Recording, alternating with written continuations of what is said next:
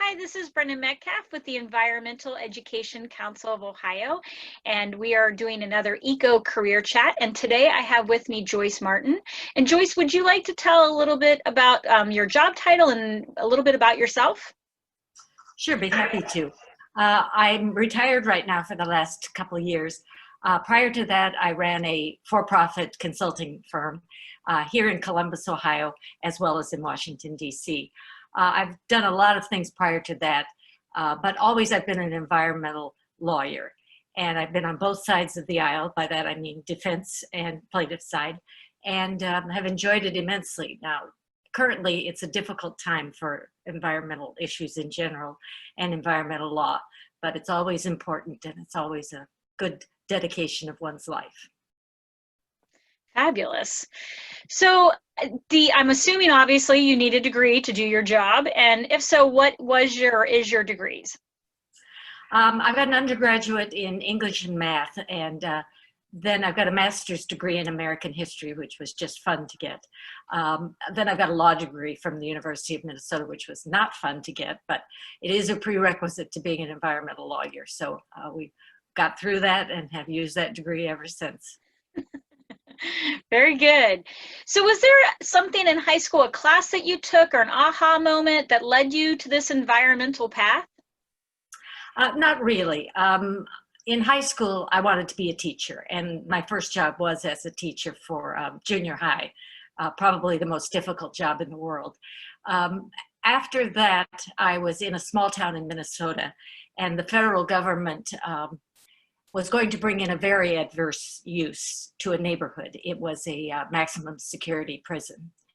And so that got me very interested in taking the case to the circuit court and then the Supreme Court. And finally, I decided out of that I had to go to law school. So it had nothing to do with high school. It had everything to do with after I was a mom and a wife and a citizen.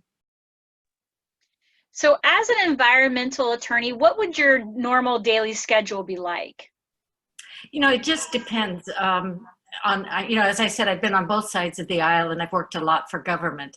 So it depends on which of those positions you're in. I once had a high school student shadow me, and I thought it was an exciting job. We got yelled at by the governor's office. We met with a citizens group. We did some rules that we got in place and enacted. And at the end of the day, she said, boy, what a boring job. So I don't know that my ordinary day was exciting to high school students, but it was certainly exciting to me. It sounds exciting to me. So do you have a portion of your job that's more fun than another portion of your position? It depends again on which position you're in. When I was advising the governor of Indiana, that was a high level security and a high level intellectual job in which you had to be extraordinarily careful about what you advised him on because he was going to take action on it. But when you saw him take action and either enact an executive order or go before a group of citizens and say what you just said to him, that was very satisfying. But boy, you had to do the work ahead of time. He needed only correct information. True story. Okay, so was there a part of your position that was really just not fun? Well, one time, I said earlier, we met with citizens a lot in most positions other than the private law. And most of the citizens were fun to work with, and they had done their homework and they knew what their issues were. We had one group that wanted to meet with me and the governor, and they told us that there would be no press, there would be no, they would not put out a press release afterwards. And so we were quite candid with them and told them that, probably what they wanted wasn't going to happen. And then we walked out of the governor's office, and there was the entire press corps from the state waiting to hear what they had to say. Not what we had to say, what they had to say. So that was a lesson, and it was not fun. It was not fun at all. Wow. Okay. A lesson learned. Lesson learned. Don't just trust people. So was there something that you know now that you wish you had known in high school?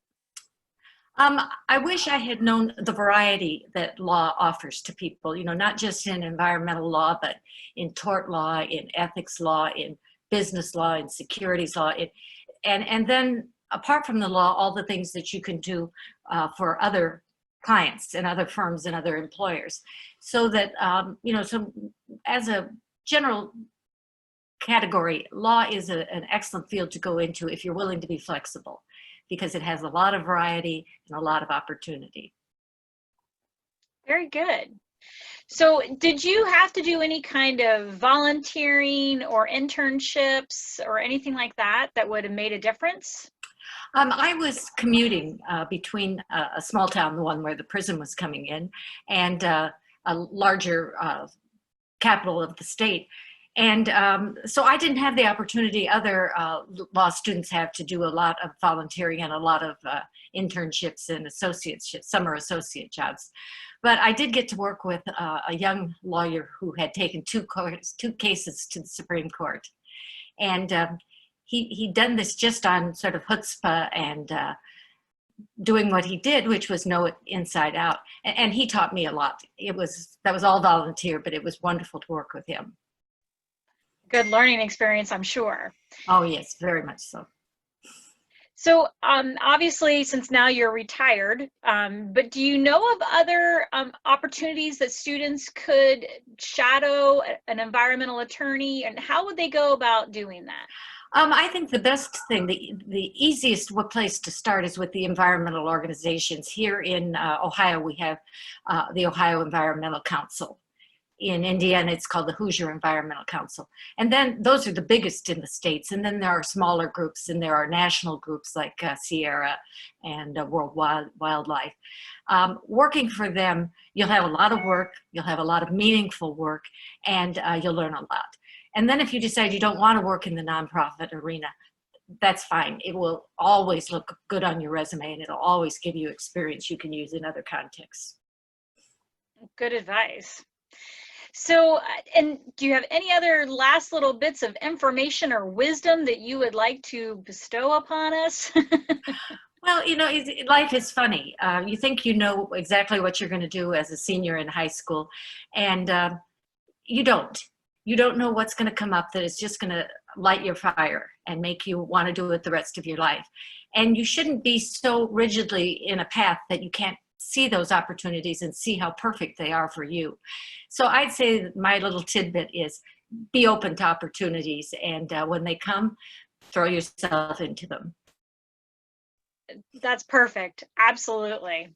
Well, thank you, Joyce, so much for joining us today. And we will be putting, if you're okay with this, putting your email address on our website. So if a student does have more questions, they can email you. I'd be happy to talk to students.